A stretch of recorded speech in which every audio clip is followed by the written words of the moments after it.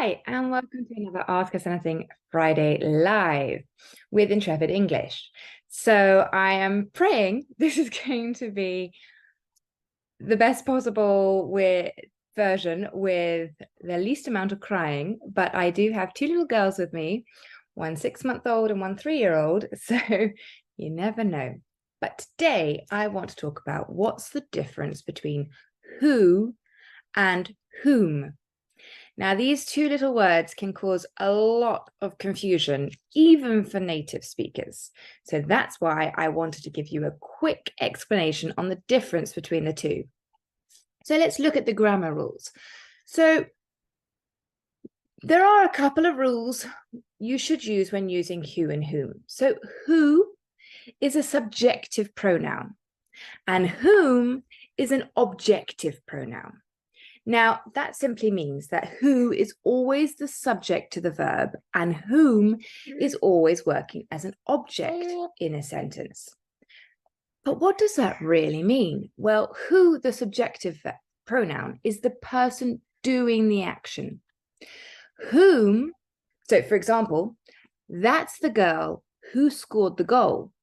So the who is the subject of scored because the girl was doing the scoring.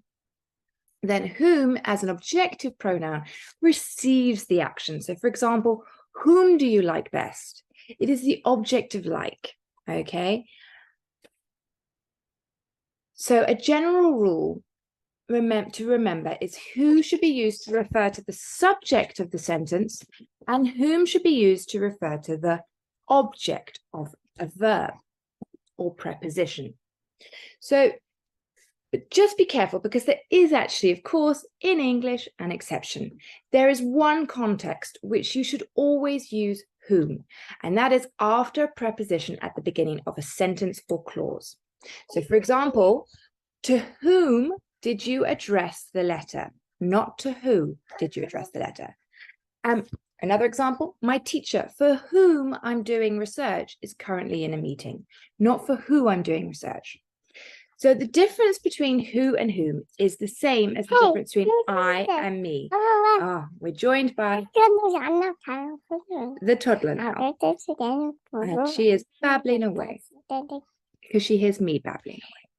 So the difference is the same difference between I and me. So,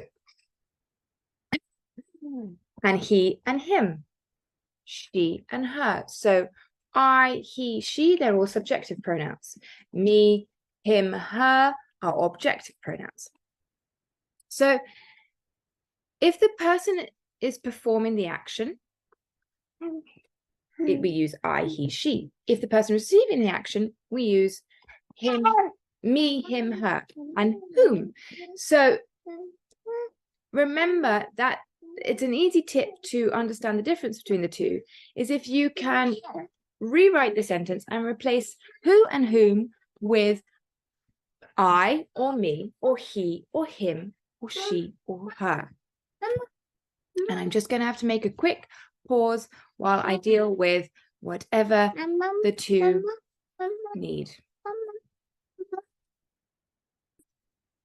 Sorry about that, and we're back. So as I was saying, if you are having difficulty deciding which to use, then if you can replace the word who with I, he, or she, then it's correct. If you can replace it with him, her, or me, then it's going to be whom. Okay, so let's look at some examples. So the correct use of who. This is the person who warned me.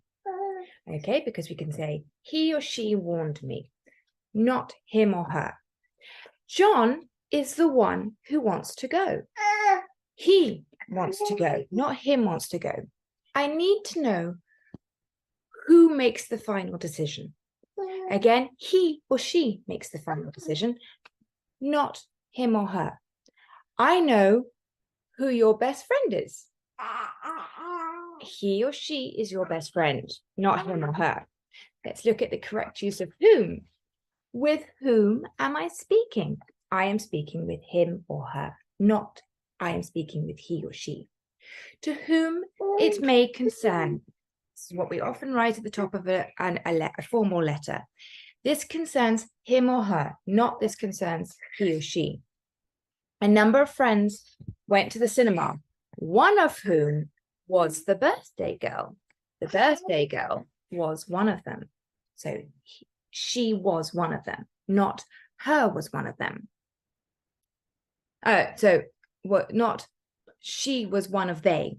Okay. And actually, she knows very little about the man with whom she had promised to spend the summer with.